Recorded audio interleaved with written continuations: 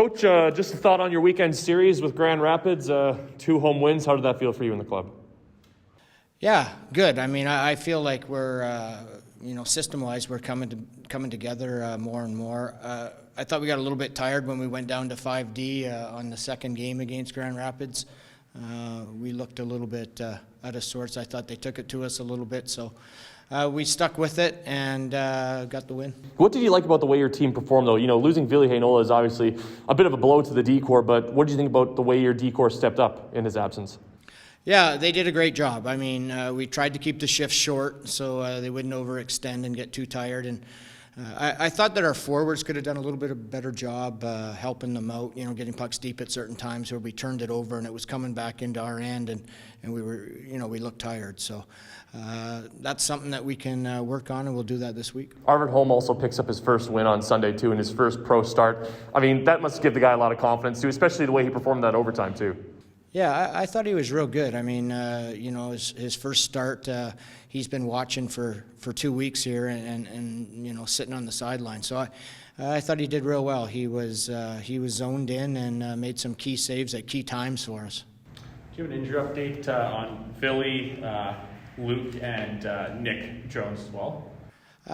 Those guys are all day-to-day right now, so just going to wait and see how this week. I mean, luckily we're Monday to Friday here with practices, so we've got some time for them, but day-to-day.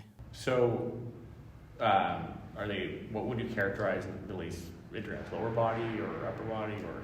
I would characterize it as lower body. He had a bit of a hamstring problem going into the game, but. So all of them, are day-to-day. So just right now with your team, it's only been about 6, 7, 5 games, like off the top of my head. But what are you most confident about with what your group has done so far? What part of your guys' game? I would say our D zone is pretty good until the last 2 periods of the last game. I thought we were getting better and better at it, but we track real well. We get out of the O zone and know that we have to play defense. So our work ethic from O zone to D zone, we try to transition that quick. I mean, everybody talks about transitioning from defense to offense, like let's get going, but we do a real good job of transitioning from O zone to D zone and getting back. How satisfied were you with Arvid's first career game the other day? I really liked it. I mean, I would, as far as satisfied goes, I'm a 9 out of 10 there. Like I thought that he did a great job, and because like he has a tough, he follows a tough goalie there who does a great job for us, and he probably felt pressure for his first game, and so I thought he responded really well.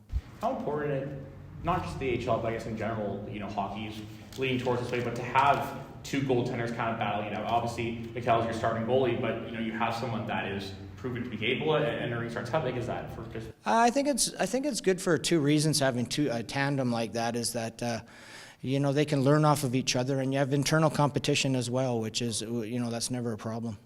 Mikey Monty, he's leading your team in goals right now on that line with Cole Meyer, quite a bit. What have you liked about his game so far this year? His tenacity. That's an easy one for me. He's tenacious. He's on the puck all the time. He's in the play. Anytime Mikey's on the ice, you know it. Further to that, obviously when the depth chart comes out, he's technically listed on the 3rd line.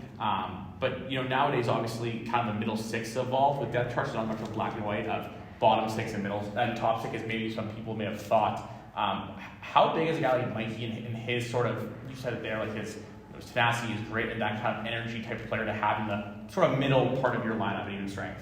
Well, I mean, I think we have 12. I mean, realistically, we can throw 4 lines out there and they can contribute. So Mikey, you could just as easily put him on our first line as far as paper goes, He's got the skill level to play anywhere in the lineup, and as I said, the tenacity and the grit makes him play on the 3rd, 4th line as well. So, you could play him anywhere.